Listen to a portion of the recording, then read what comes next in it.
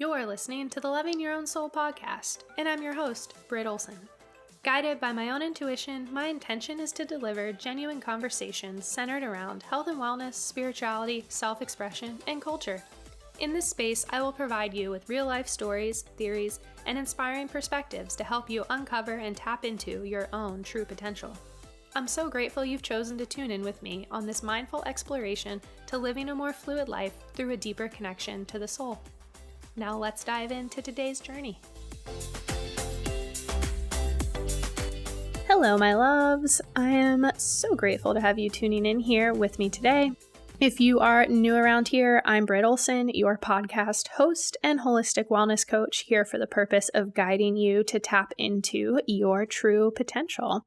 And this year, I started doing a few just kind of fun facts about me to intro every episode. So I figured I would keep that going on here. It's been kind of fun, and I've heard from you all that you've been enjoying them as well. So 3 fun things you probably don't know about me. Number 1, I was a sport management major in college and started my career in the field of event management and have assisted in or fully managed events for nonprofits, professional athletes foundations, amateur and pro surfing competitions, corporate events, VIP events, and other sports like tennis, running, golf, and towed water sports.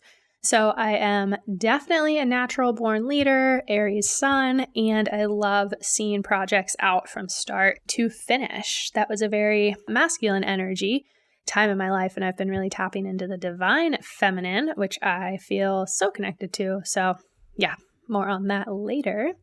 Something else you may not know about me is that I love to travel.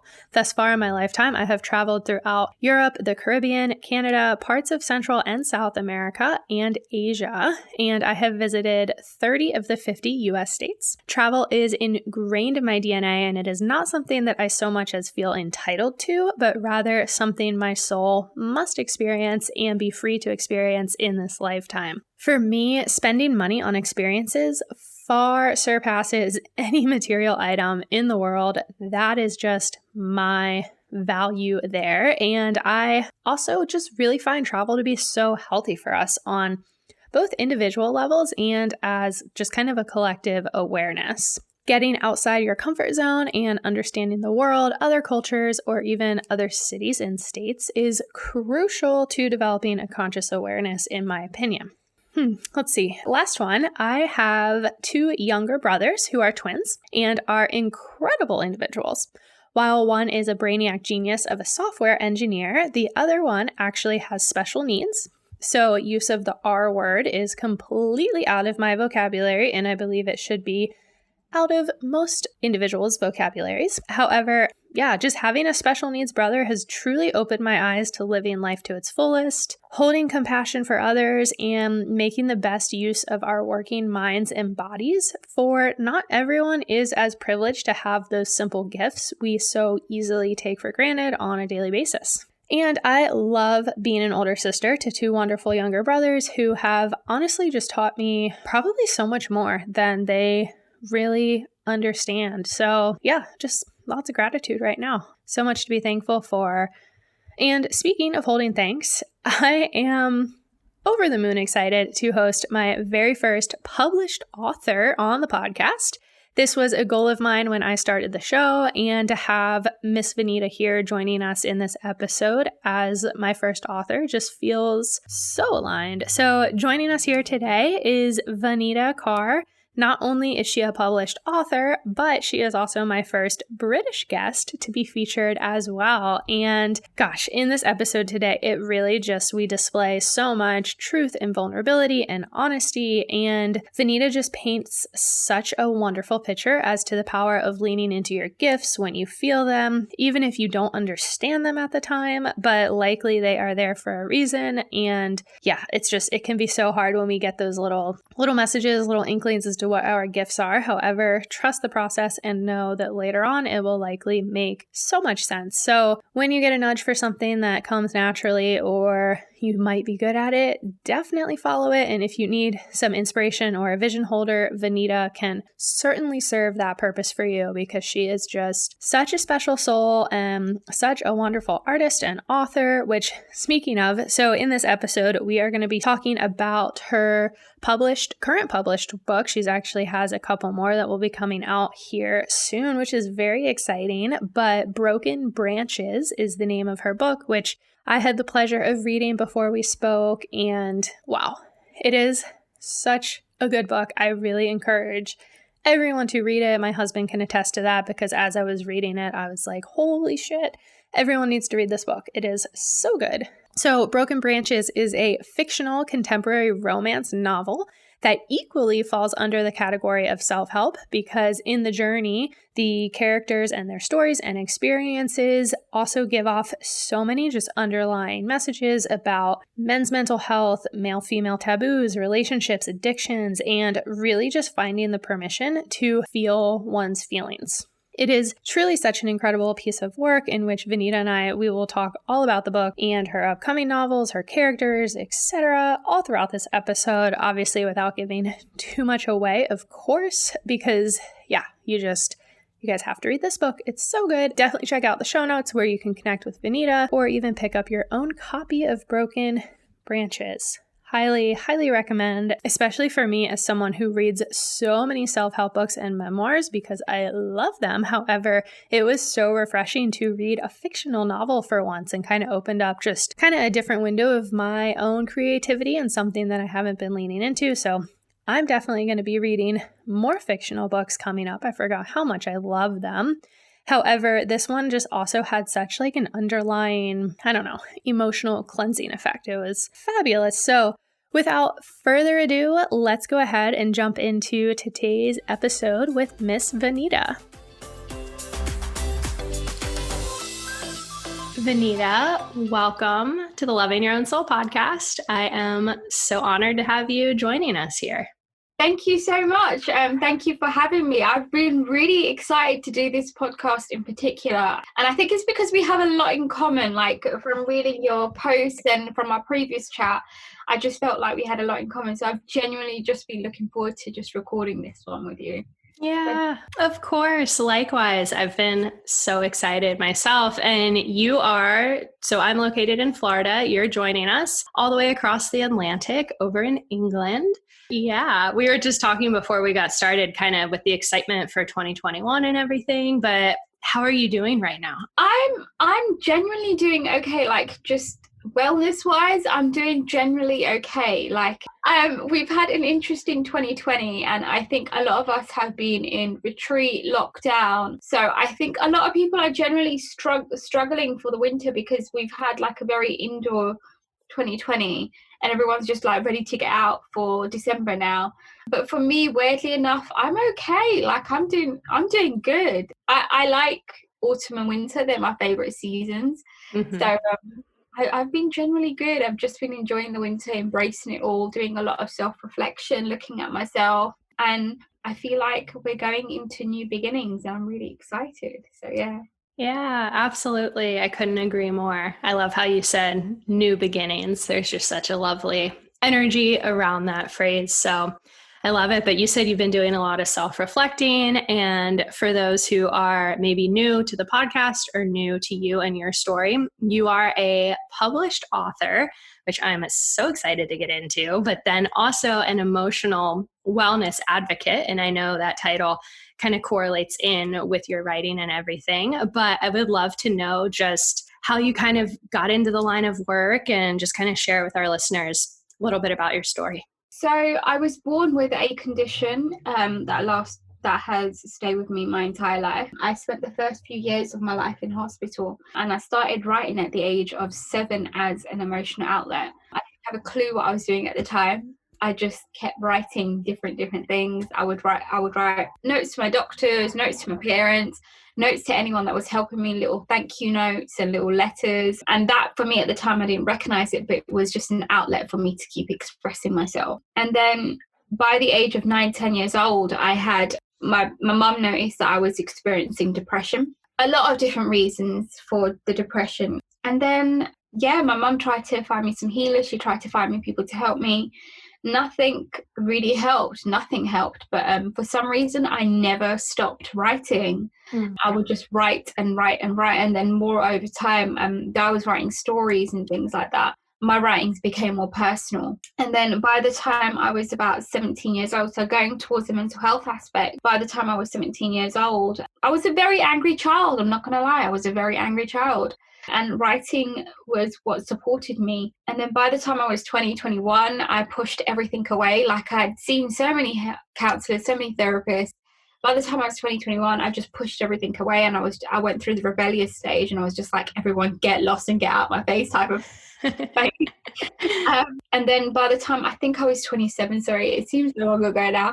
By the time I was 27 years old, I was placed into a job that, in all truthfulness, though I'm so grateful for it, I still didn't like the job. I hated it so much with a severe passion. And then the universe decided to make me redundant from the job, and it was one of the happiest days of my life. I was then made redundant from the job, and then I was just like, Vaneeta, what are you doing with your life? You know, what is it that you want to do? You had so many jobs, you didn't like any of the jobs. None of the jobs were actually helpful for your mental health. In the job that I had, I would cry every day going into work because I hated it so much. And then I was just like, I'm a writer. I write and I love helping people. I don't know where that will take me, but I've written 2 books. At the time I had written 2 books. What do I want to do with all of this? You know, what am I doing? And then I ended up setting up a mental health platform. I did events off the platform. And whilst I was doing that, I was editing my last novel. And then when I wrapped that up in December last year, I managed to find a therapist, and she changed my entire life. It was, my healing journey has been like it has been for everyone else probably. It has been absolutely incredible. And though I know 2020 has brought so many negative aspects for people, you know, loss and etc. But for me, and I have experienced loss in 2020 as well, but I can't deny that it has been an interesting year. It's been a very interesting year, and it's taught me so much. But going back to my books as well, I started writing that at the age of 17, and my characters have taken me on such a journey as well. They have taught me so much. I would love to get into this more when we go further into the podcast, but they've taught me so much. I can't explain it. I love that so much. And I also love, which we'll get into as well, that you are a fiction writer, which was so much fun. You mentioned the universe, that kind of intervention there with work and just that flow. I have a very similar just story within that. So I resonate so deeply with that. I also really resonated as well with one of the main characters in Broken Branches that we will jump into. I would love to know. Yeah, absolutely. We will jump into that for sure. But it's so funny the way the universe works. And I know your series is called the Silver Lining series, which I love that so much, especially as we're looking at 2020, because it was such a year of uncovering and just so much that was unpacked in this year. However, there were so many beautiful silver linings that also took place individually, globally. Everything has just been so fascinating. But with the universe, for me, it's so funny. Before we got connected, with my podcast, I was really wanting to interview an author, a published author. And I was just really wanted to do that. I had a conversation a week prior. So it was thoughts, it was journaling. It then became a conversation. And then like a week after that, you reached out to me and I was like, there it is. It's just so funny the way things work and how what is really... I say this a lot to people. When you want something and when you really deeply want it and you set out your intentions and you act on those intentions, the universe will completely shift in your favor. Mm-hmm. When 3 years ago, when I decided to sort out my mental health, at the time I didn't know what I was doing, and all I knew is that I experienced suicidal depression, and all I knew was that I wanted to help myself. I just didn't know how. And I had met so many therapists, so many counselors, and don't get me wrong, they were amazing, but it didn't ring with me. And then when I set up my mental health platform, at the same time, I would set out a few hours every single day. I would go online, and I don't know what I was looking for. I don't know what on earth I was doing, but I would go find all these tips and tools to help me. And then as I was doing those things, the universe just set people my way that were also suddenly supporting me in what I was doing. And then after that, I'd met my therapist a year down the line after all the work that I did on my own. I don't know what I did. I don't know what I was doing, but I was doing it. Then I had people coming my way to help me, and then a therapist turned up. So this is what I say, when you set your intentions and you act on them, the universe will support you. And everything that the universe does it in our favor. No matter how much no matter how negative the outlook may seem, in the background, something positive is definitely happening for you. Absolutely. That's so true. Just having faith and trust is so important, but it's so hard when you are really in the trenches, for sure. Yeah. So as a writer, did you end up taking any school to perfect your writing, or is it more of just a stream of consciousness, that kind of like inner gift? Generally, like, no word of a lie, it was just a stream. Cool. I don't know what I was doing. I don't know. Like, I know that people have gone on writing schools and different kind of courses and stuff like that. And at some point in my life, I thought maybe I should give it a go. You know, you can't lose anything from it. But for some reason, I never ended up doing it. And literally my writing just pours out like water. There have been days where I just kind of take a break from writing, because writing does take a lot out of you, no word of a lie. So I do have days where I just stop and I just like kind of I just don't do any writing. But literally when I begin writing and I put pen to paper, it just kind of flows out of me. I remember one time when I started a first article for this magazine I was working for, I didn't know what I wanted to write. I didn't have a clue. And then suddenly I just ended up writing a letter to my unborn baby about how I would like him to be for the world, how I would want him to stand for equality and for goodness, and to not be materialistic, and everything that I wanted to teach my unborn child. But mostly I wanted to teach him to be himself. I don't know what it is. Like, most of my writings, I end up writing to a man rather than a woman, and I don't know why that is. But it just flows and it comes. And one thing that I would say to people that I say to a lot of writers, don't alter your writing to suit the needs of the reader, because the reader wants to read what you got to say. So yeah, it's literally just a stream. It just comes out naturally. I do a lot of editing work. My writing is always edited by somebody else, because the editing part, I won't lie, I struggle with a lot because the words just flow, but the editing is just something else. So I always get my work edited by someone else. That part I always get help with. So yeah. Totally feel that for sure. So your reasoning, I love that you wrote fiction as well. It was just so fun. I read a lot of personal self-help books and things like that, which are amazing, just the information. However, reading a fiction novel that had such a strong underlying message, I just felt was so powerful. So I would love to kind of understand maybe your why behind writing fiction, and then just that journey to getting publishing yourself as well, because that's exciting. That's a brilliant question, by the way. Why fiction? Why did I choose fiction? I'm going to be really truthfully honest. I don't have a clue why. I really don't. I really don't know why. I was sitting at the back of my media class when, so I used to write a lot of scripts as well, like film scripts. I used to have a production company, and I used to like do documentaries and things like that. And I used to love writing scripts. I did a film degree as well, so that just showed how much I was into films. But I was also I've always loved reading books. I love reading fictional books. Peter Pan is one that I've grown up with. Little Women is one of my favorites as well. But yeah, I used to write scripts, and I was sitting in the back of my media class, bored out of my brains. So I was sitting right at the back, and then I just ended up writing a scene. It was between Chris and Claire, that particular scene. And this scene was about when Chris just finds out what happens to his wife. And it was literally a script for a film. And then I ended up bringing the script home, and I was just like, you're onto something here. Like, it wasn't the scene that I was captured by, but it was the emotion behind the scene. And I heavily weighed into that. And Claire, I love her character. She's very, there's a word I'm looking for. She's very gentle, but so strong and fiery. And that character, just that whole emotion that she has when she finds out about her sister, I heavily weighed into that. And then from that particular scene, I ended up just blowing out the whole book.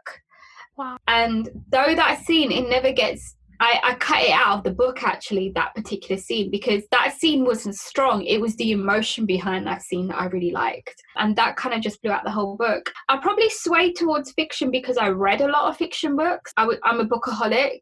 Mm-hmm. I have books that can just like start a library. Books were my support system growing up. It was my escapism, and I read more books than I watched films, and I think I still do. I only started reading self-help books a few years ago, but I think that for me, and it's just my opinion, fictional books really encourage empathy. And I think that's why I kind of swayed into fictional books a lot.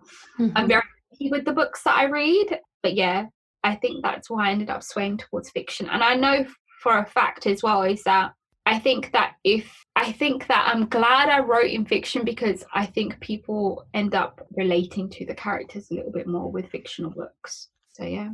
I would agree with that completely. It's the same with like watching a movie or something where you really just become so emotionally involved in the picture.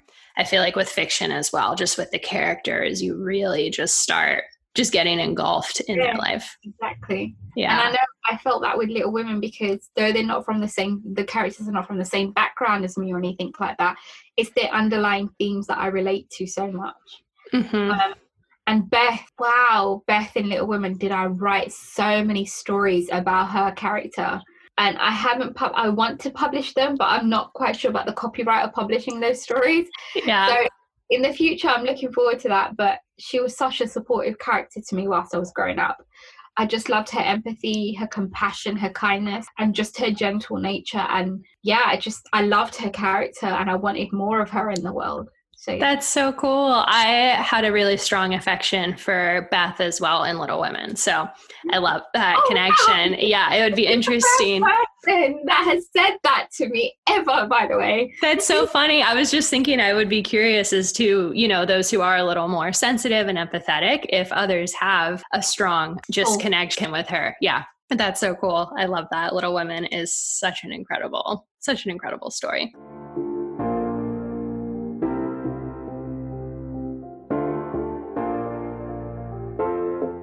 As humans, we want to naturally grow and to experience change. However, it's the fear of taking conscious action on these wants that keeps us stuck, keeping us unconsciously attached to an imbalanced life, attached to the habits and comfort that pain, suffering, fear, resentment, and limitations of our current realities provide to us. Whereas in reality, our true home, our real home, resides in a world of balance, a world we are aware of, yet also free of anything that no longer serves us. For balance is the key to life. Balance is the aim of all living creatures. We are all alive and living right now in this moment. Our earth is also alive. Our beautiful earth is mostly made up of water, and we too, as human beings, are made up primarily of water. Wherever there is water, there is life. And just as water must be kept in balance here on earth, we as human beings must also be kept in balance. After much discovery and witness to life's experiences, I created Ambu, a modern holistic wellness company. Ambu is a company designed to truly realign you on a mind, body, and soul level. Through my holistic wellness practice, my intention is to guide you to a more rightful and truthful way of living. A simple guide that complements and enhances where you are right now. Real change happens from within and is the key to not only transforming yourself, but your experience of the world around you. Together, I will work with you to uncover your why, adopt sustainable practices for long-lasting lifestyles, and expand to your fullest potential. Our lives, and especially the world of health and wellness, has gotten far too complicated over the years. Through my work with Ambu, I strip it all back to the beginning of time. Back to the basics, in order to bring you full circle, not to a new self, but back to the essence of yourself, your one and only authentic self. Ambu offers a variety of programs and resources, each built with intention to target how unique we all truly are. We offer a 9-week wellness program called Life in Balance, which is a snapshot of our larger 6-month program, where we will open the doors to longevity, new possibilities, happiness, the power of plants, and your total well-being. We will focus on all areas of your health, from what you are eating and why you are consuming certain foods to what's happening off your plate. This program is perfect for anyone looking for a new take on life, specific attention on gut and hormone health, mental health, immunity, and even chronic illness. We look at the full picture of your lifestyle, from your sleep, relationships, self-care and daily rituals, spiritual or religious practices, career goals and stress levels, to daily movement and activity. You are a multidimensional being, and it's crucial we keep that in mind at all times. For my 3 and 6 month program participants, one will also receive their very own customized human design blueprint produced by human design guide Becca Daly. Together, through the help of understanding your specific human design, we will be able to even more deeply structure your life in a way that supports how you are naturally designed to operate. It's truly a win-win for all of us involved. And of course, if you are someone who is simply struggling to eat healthier, knows you could be doing something different, yet have no clue where to turn, I've created my Lifestyle Tune-Up, a one-off option for us to find easy swaps, pantry replacements, and help you to better understand what is actually healthy in today's world. Plus, I will leave you with my full guide of preferred brands to shop for and supplement recommendations. All in all, a life well lived is a life that you are able to enjoy. It's time to rediscover your inner calling, your healthiest and brightest you that's been waiting inside of you for all this time. It's time to dust him or her off, and I'd love for Ambu to serve as your guide and accountability partner in this journey. So let's guide you back home to a life in balance through our modern holistic approach to wellness. To learn more, visit us at ambuwellness.com or connect with us on Instagram at ambuwellness, and let's transform together. Back to your writing. So Broken Branches is your book, and I absolutely love it. I love it so much. Thank you so much. I'm so glad you read it. Yeah, it was phenomenal. I don't want to give the description of it because I don't want to give away anything to anyone listening who wants to read it, which I highly encourage everyone to read it. But I would love to maybe just kind of hear your short description or how you would explain the book to someone. So Broken Branches is about a man named Chris. He lives an extremely privileged life. He basically has everything that anyone could ever need in their life. He's a workaholic, and a supernatural miracle happens in his life that makes him realize what life is all about. I do find it difficult to explain the novel as well myself. It's a fictional contemporary romance novel. And yeah, that's basically what it is. It's about a man who has everything in his life, and a supernatural miracle helps him to recognize what's really important. Forgiveness, relationships, life itself, being thankful for what you have. So yeah. And you mentioned earlier you kind of tend to write in the male perspective or to a male. I loved and was just so surprised upon opening the book that the main character was Chris, a male lead. Did you have any decision? I mean, I just love as well the story of how the book came about to begin with, but was there any decision in electing for him to be a male, or was that just natural? So many people came back to me and said, how come you wrote from the perspective of a man? And I remember writing my post out on this as well. So many people came to me and said, what made you write from the perspective of a man? I, at the time, didn't have a clue what I was doing. Taking into account I was 17 years old, I didn't have a clue what I was doing and why I decided to write from the perspective of a man. But looking back, I think that, and I wrote this in my post as well, what so many people fail to realize is that men have emotions too. There's no other way to say it. Men have emotions. Men feel very deeply. And we're living in a society where emotions are just completely squashed out. And this is why I call myself an emotional wellness advocate as well, because I feel so strongly that people need to learn to just feel. And I don't mean just, when you're upset. I mean really feel into your emotions. And this is the reason why Chris is such a workaholic. He is so scared to feel. And that's where Kelsey comes in. And the thing is, men's mental health is just from my perspective, men's mental health is really not recognized. And so many men are generally ashamed to admit when they're upset. They're ashamed to cry. They're ashamed to be happy about particular things even. And Chris is a representation of that. Even his father, they both go deeper and deeper into the work because they don't want to deal with the reality around them. But the thing is, as much as I really, I remember I was struggling. I remember at the time I was struggling with this line about how much do I make him feel, but at the same time, do I make him like? It's one of the reasons why I took out that scene where Chris finds out about his wife, because I didn't want to portray him as cold. There's that line between how much do I let him feel and how much and do I make him cold? And I found it so hard to just dangle on that line. And when I look back, I'm so glad I wrote from the perspective of a man, because I want to show that a man is allowed to feel. But more so, I wanted to show in the book how external factors affect Chris. Because the thing is, Chris is actually a sensitive man. It's why he's attracted to Kelsey in the first place. He's actually a sensitive man. It's the external factors around him that make him put up this facade. Oh, I have to keep working. I have to work. He does it for his father. He does it for his mother, with everything that she goes through. You know, he's given a very heavy burden at the age of 16 and he doesn't know how to handle it. So he's a sensitive man. He's not so sensitive as much as Kelsey, but he is sensitive. He just doesn't know how to be sensitive and be with his emotions. So I know at the time now, when I was 16, though I didn't know it then, that I was asking for people to feel. I wanted people to feel. And I think that's why I ended up writing 2 books so quickly, because I wanted people to feel. And Chris was a representation of that. And I feel like, and this could just be me, I feel like more men need to come out and admit that, you know, they're scared to feel or they have mental health issues. Because I think that when men do that, it would be easier for women as well. Completely agree.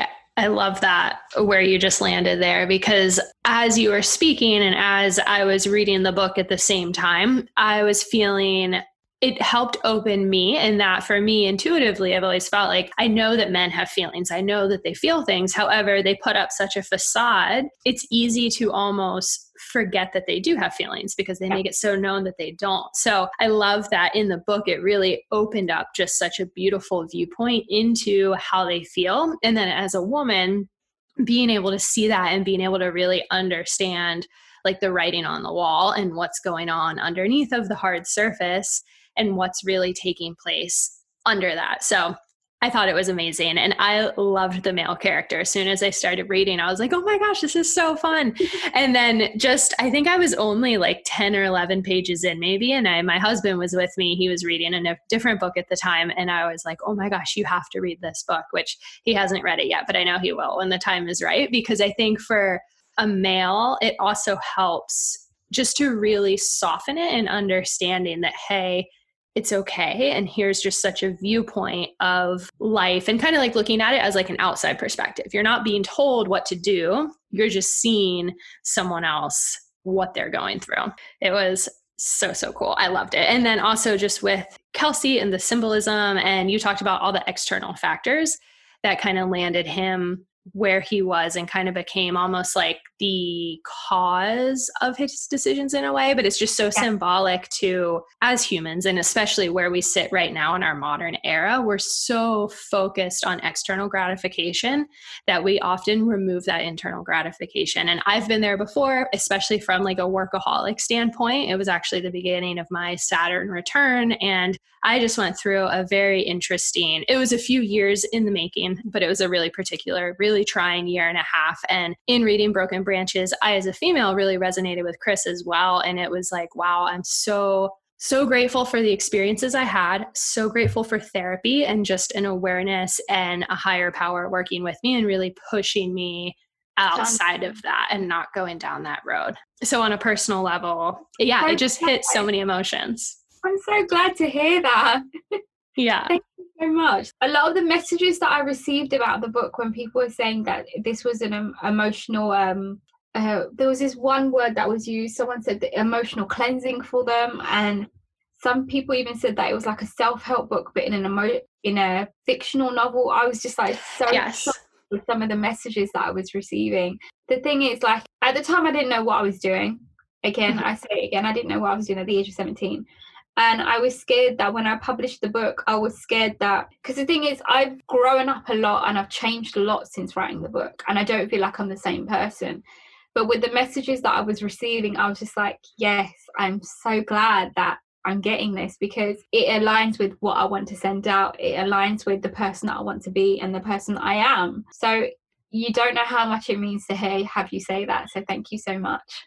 Of course. And to that point too, I cannot believe you were so young when you first came up with it and wrote it, because it has such a mature, not in a mature way that you don't connect with it, just a very, very mature experiences that take place. So it's very interesting understanding the age in which you wrote it, because I would have never thought that. Oh my gosh. Someone said to me, like, one of the themes in the book, I don't mind saying it, Chris, he experiences addiction to alcohol a little bit. And someone said, how did you manage to write that in at the age of 17? And I was just like, I have no clue. I really don't have a clue. Like, I don't know what brought that up. And it's weird because I think that aspect of Chris, that little bit, I will openly admit, I used to drink a lot. I no longer drink at all. I don't touch alcohol. My healing experiences taught me so much. I used to run away from my emotions as I was growing up, especially during my early 20s. I used to run so far away from feeling. Alcohol was a coping mechanism. And I didn't realize at the age of 17 that was what I was portraying in myself as well. No, I didn't drink at the age of 17 as far as I can remember, but I didn't realize that would be something that I ended up doing. So when I was editing the novel, I was so shocked at some of the elements that Chris had that reflected me. Like, I used to work a lot. I used to run from myself by working and diving into my work. So it was really frightening to see that reflected back at me. It's why I said at the beginning that my characters have taught me so much about myself. So, yeah. So much. And it'll be interesting how they continue to teach you as well as you just evolve through your lifetime, because the work, the characters, they aren't going anywhere. And to that point too, I also did just want to touch on, we were talking about the male emotions, but the female emotions that you experienced as well, and just the male-female relationship of kind of biting your tongue and maybe not speaking out the way that, like, you know, it's all bubbling inside of us as females, and we tend to be more emotional and things like that, but just witnessing some of the characters and their experiences and their, I don't want to call it a sacrifice, but kind of sacrifice in a way for their families and just what they thought they were supposed to be doing.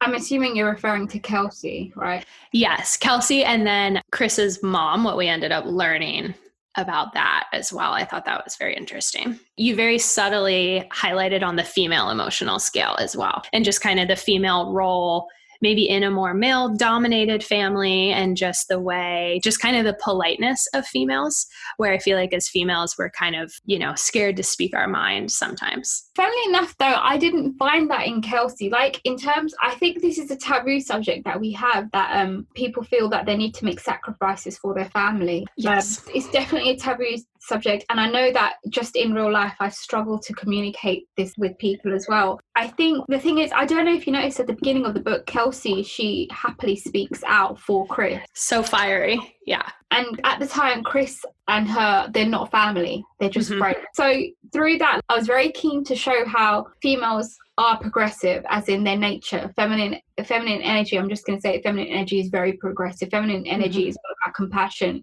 but at the same time, knowing when to speak out with compassion. And that is what Kelsey is. That is what she represents. But she struggles with her family. Because the thing is, she has a very strong love for her family as well. And that is something that I wanted to portray that. Like, I don't know if you noticed, I haven't found a solution for that, because the novel, because there's that one scene, and I don't want to give it away so much, so I'm struggling with this.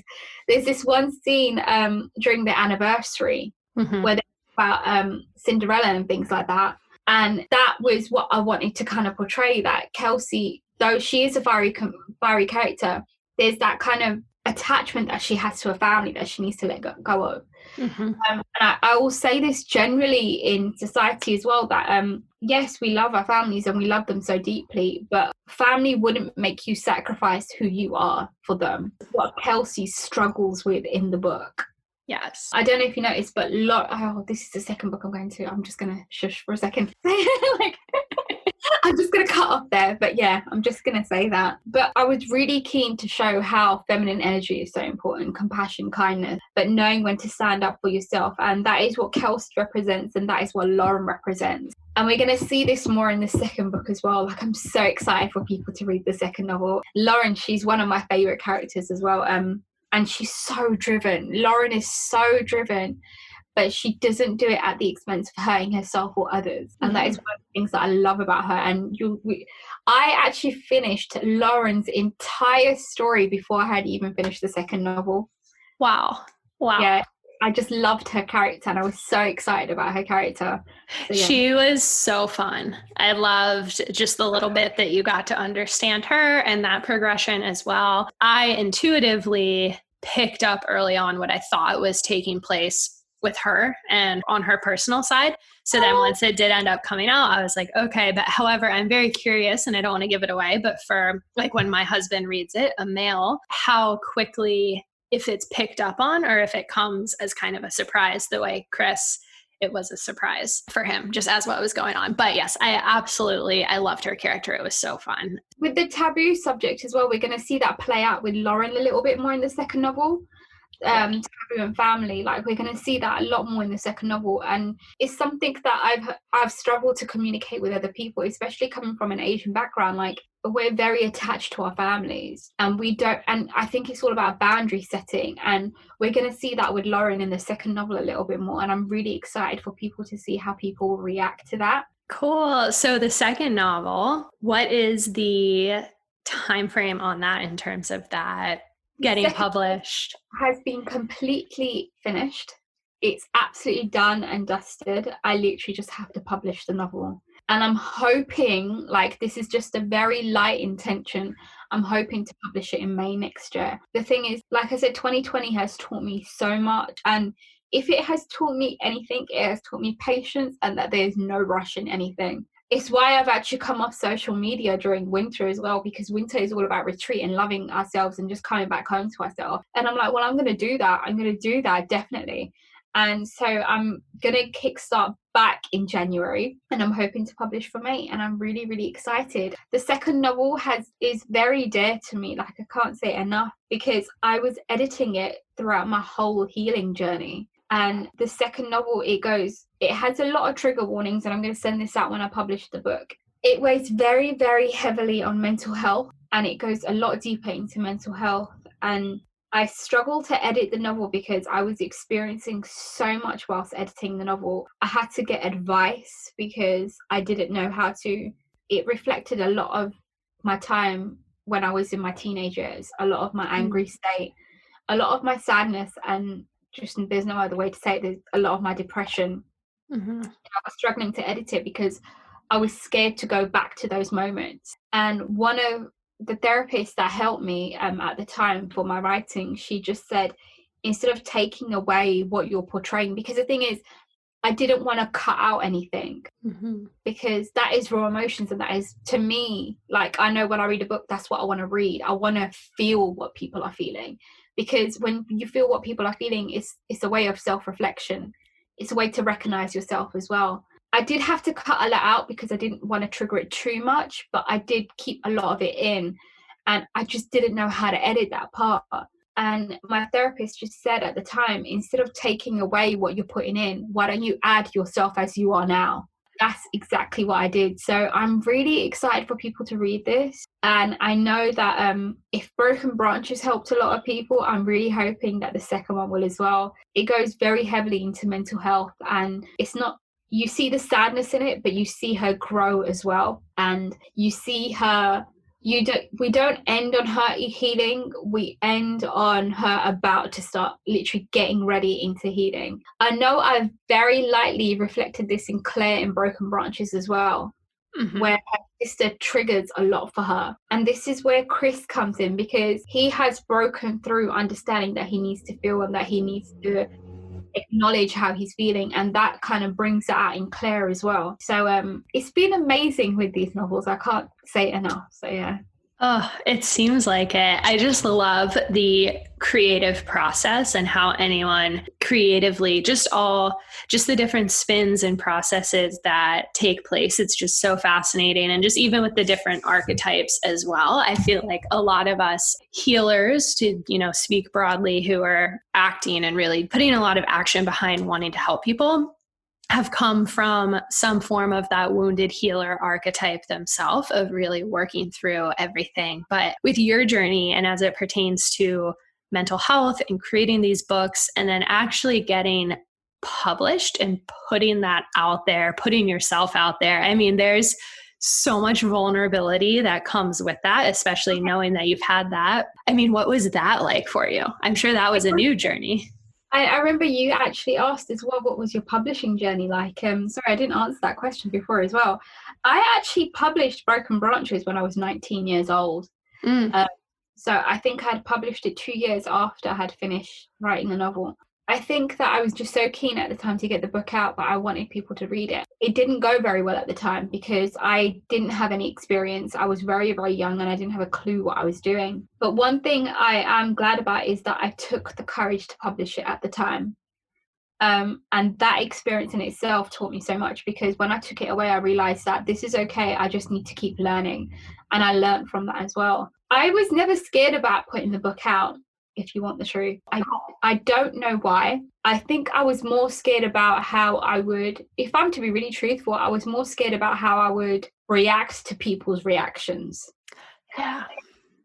That is what I was scared about. I wasn't scared about publishing. I was scared about how I would react to people's reactions and how people would perceive the novel. What I was so happy about, with not just only you, but with other people as well, is that people took the emotional messages from them. And that is what touched me. Yes, I have had negative feedback. Some of them have actually been very constructive, if you want the truth. I'm in the middle of editing my third novel at the moment. And some of the negative feedback has been very constructive, and I've taken that on board. And some of them said that they couldn't relate to the characters. And I know why, because I wanted these characters to be more so from a reflection of my background and just my background, and how some of the experiences that people from my background go through. It's the themes that people, or the positive feedback is the themes that people have connected to. Forgiveness, letting go, moving on, living, gratefulness, and love. People have just connected with that theme, those threads. And that is what I was so happy about getting back feedback for, because that is what people connected to. For someone to say that this book was an emotional cleanse for them, this book has fulfilled its purpose. Like that is what it's meant to be doing. So yeah, it's been an amazing publishing journey, and the feedback that I've got has been very, very rewarding. All of it, from the negative to the positive to the amazing to the very low, it's all been amazing, and I'm thankful for it all. And one of the other things that I got was that someone was in the middle of writing their own book, and they were writing it from their own personal experiences. And I just want to make sure, by the way, that Broken Branches is not reflective of my own life. Yeah, I just want to say that. I just want to make that very clear. But yeah, someone else was writing for the perspective of their own experiences, and bless her, she's had very tough experiences to deal with. And she said, I've been writing about it and I want to publish it. And I was just like, what's stopping you? She's like, I'm scared people aren't going to understand it. And I was just like, don't be scared of that. Like, I know it's easier said than done, but there'll be someone in the world that is thankful for your words. They may not have experiences that you've had. They may not have been through what you've been through, but just the fact that they connect to your feelings, your emotions, and the things that you say and the lessons that you learn from them, that is what matters. And she's just like, your book has really, and she read my book and she's just like, it's inspired me to keep going with mine. And I'm like, this is perfect. That's what I want, So incredible. So many ripple effects as well, just from you honoring yourself, honoring that inspiration that flowed through you, putting it out there, and then just watching really just the magic unfold around it. I mean, there's so much magic within the book, but then actually hearing and seeing people take that away from it. I mean, I can only imagine how beautiful that feels for you really on your own journey. It's so rewarding. Yeah. I can't say enough. Yeah. And you just did such a good job as well. I also loved the flipping back and forth with the different timelines as well. It was too one of those books where once you were in it, it was very hard to put it down. And that's completely genuine. All I wanted to do was sit there and just read it front to back because I was so intrigued with the characters, understanding the themes and just watching their life unfold and then getting that, I don't know what the right word is for it, but just going like past, future, present with the different timelines. Non-linear. Yes. Thank you. Yeah. I loved that aspect of it. And then the spiritual side too, with Kelsey coming back. So I didn't know what got me started on the timeline. I have no clue why I did it like that. I have no clue why I decided to do that at the time. But I tell you this much, just timelines alone confused me so much. Like I would have like pages all over my floor, dated at different dates. I'm like, no, this happens and oh my gosh, the ages. I had to make sure that the ages reflected the years and the experiences reflected the ages. It was very confusing, I won't lie. This is why I say editing is not something that I'm the greatest at. It's so cool. And I don't remember, I actually have the book here. I think you also went, I know it was 2000s. Was it just 90s and 2000s? Yeah, it started off the early 90s, if I'm yeah. And then finished at 2007, if I remember correctly. So It's been a while for me that I went back to Broken Branches, but yeah. So fun. Well, for anyone who's listening and is dying to read the book, which I highly recommend, everyone should, especially if you feel called, where can people buy the book? And then where can people connect with you to learn more about you as well? So I mostly use social media. Instagram. That's what I was supposed to say. I'm mostly on Instagram. I do have Twitter and Facebook, but I mostly use Instagram. All my creative writing goes on Instagram. I share emotional wellness.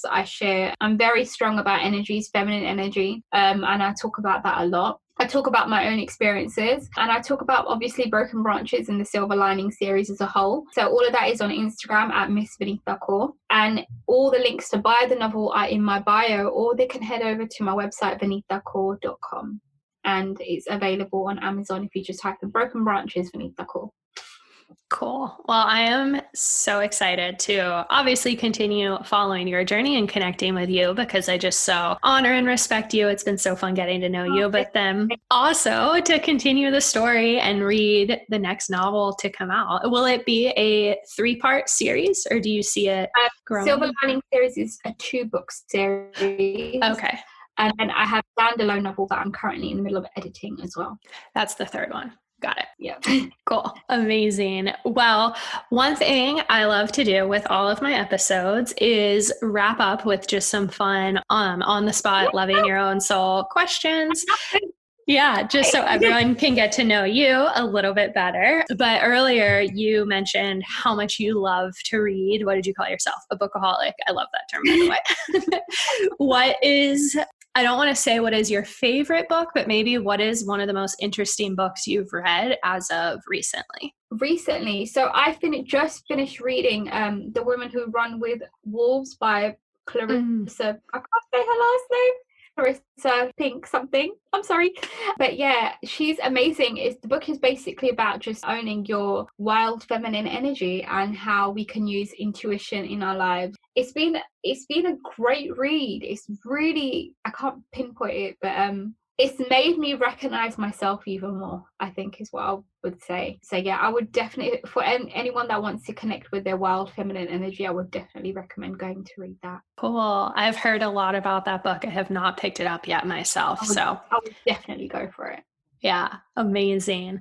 Earlier, you also mentioned that you love fall and winter and that's just really a time that you feel super connected during. What is it about those seasons and this time of year that just kind of enlightens you so much? Autumn is all about letting go. You know, the leaves fall off the branches. We kind of retreat into ourselves, and it's all about reflecting on our lives. So I used autumn very, very strongly this year to kind of slow down on social media, kind of slow down on all the external factors, and literally just came home to myself. And I used it to kind of clear out anything in my house that I didn't need. I kind of used it to let go of relationships that, to be honest, weren't reflecting or serving my mental health. And I took some more time to kind of think of any kind of personal issues, traumas, or anything that I needed to work through to let go. So autumn is all about letting go. And then there's winter, which is basically literally, there's no other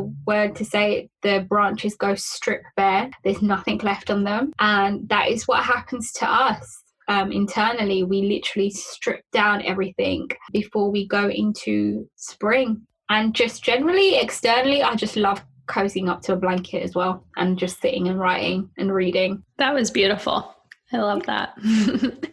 Was it hard for you turning off social media and kind of taking a step away? I want to say that it was easy, but do you know what? Weirdly enough, growing up, I was never into social media. I was never into anything social media-y. I didn't like, we used to have like High Five and MySpace and all that type of stuff. And I was never interested in it. I did used to run like a help thingy, a help blog where people would send me emails and stuff and I would answer that. But that's as far as it went. So I was never interested in social media. The only reason why I'm on social media is to meet people such as you, who I'm so thankful to meet. And I use it to I have a lot to say in my writing. And also I want to help people with what I say. And social media gives me that tool. It gives me that access. But at the same time, we have to recognize that social media has become about the likes and the follows and things like that. And that is what I don't like about social media. So for that aspect, yes, it was easy for me to get off. But then there's that very strong do in our society that we have to consistently keep doing things. So yes, I do have that internal guilt sometimes, that teeny weeny bit of guilt where like I should be on social media helping somebody, or sending out a post that will help someone, but the thing is, we have to put it this way. We cannot be of service to other people if we aren't of service to ourselves. And that is what helps me to kind of keep that distance. That's so true. So true. I love being intentional about social media and equally trying to help others find the good intention behind it, such as connecting. I mean, we can connect with so many amazing people as yourself, which is what I love. And then being able to share and inspire and kind of just seeing the dark and light sides of it, being aware without finding that balance as well. And you said the word, the perfect word is intention. Why are we on social media? Why are we using what we're using? It's all about intention. And that is what I'm on social media for. I have an intention to help people. I have an intention to keep spreading what I have to say. And if I can't find that in me right now, then I'm not going to be on there. Yeah, so true. If you were to pick a color, what color do you think resonates the most with your soul? Purple. I am obsessed with purple. It's all about creativity. It's all about, literally, there's no other word to say it. It's just creativity. It's love, compassion, and creativity all in one. And if you had known me since I was a child, I'm crazy about the color purple. That's so cool. You have you feel very purple. So thank you. Yeah, I love that. I totally feel that. So that's amazing. Final question that I ask all of my guests, how I always end my episodes. But when did your exploration to diving deeper into your own soul first begin? And how has it evolved since then? 3 years ago. It's been 3 years that I've been on this journey. And sorry, what was the last part of your question? How has it evolved since it began? Oh my gosh, I'm not the same person I was 3 years ago. I think I found myself. I found me. And the best part about it is that I didn't realize that for so many years I was being what everyone else wanted me to be. I've lost a lot over the past 3 years, but I've also gained so much.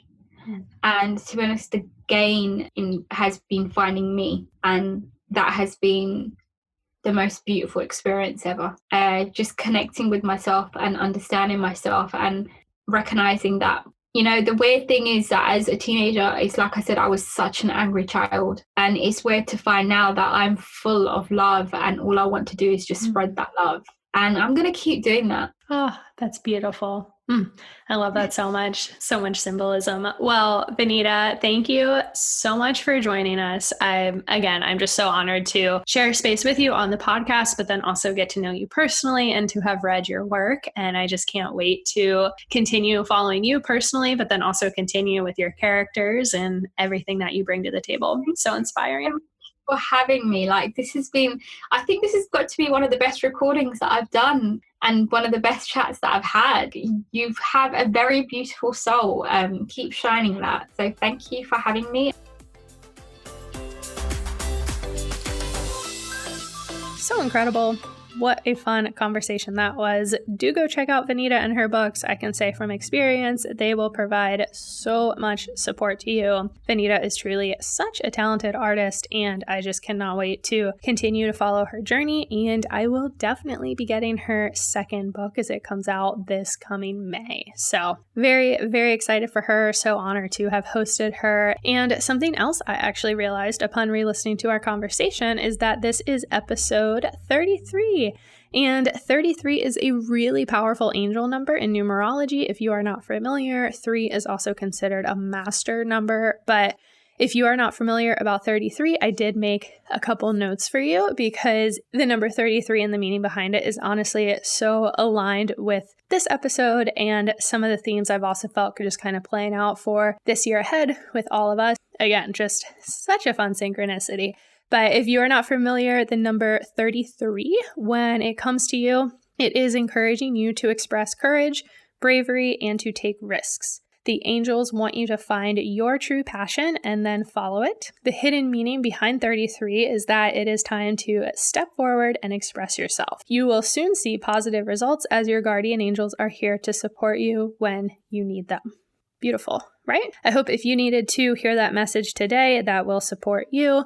And just thank you so much for tuning in here. It is truly such an honor to be able to share such inspiring stories with all of you. And hopefully you got some fun takeaways that will be impactful to your own journey here today. I am so grateful to have you here. And if you feel called, do feel free to leave a rating and review on Apple Podcasts. As you know, ratings and reviews are the best ways for these shows to continue to grow and reach the ears who need to hear these positive messages and inspiring stories. So if you do choose to leave a rating and review, definitely do screenshot it. Send me proof.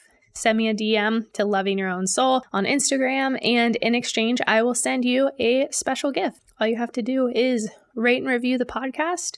Screenshot it, shoot me a message over on Loving Your Own Soul on Instagram for proof, and in exchange, I will send you a free gift, and bonus, we get to connect. So I love connecting with all of you. Definitely do please reach out, and if you have any questions or just want to chat, I'm here for you. Thank you so much again, and we will journey with you all again soon.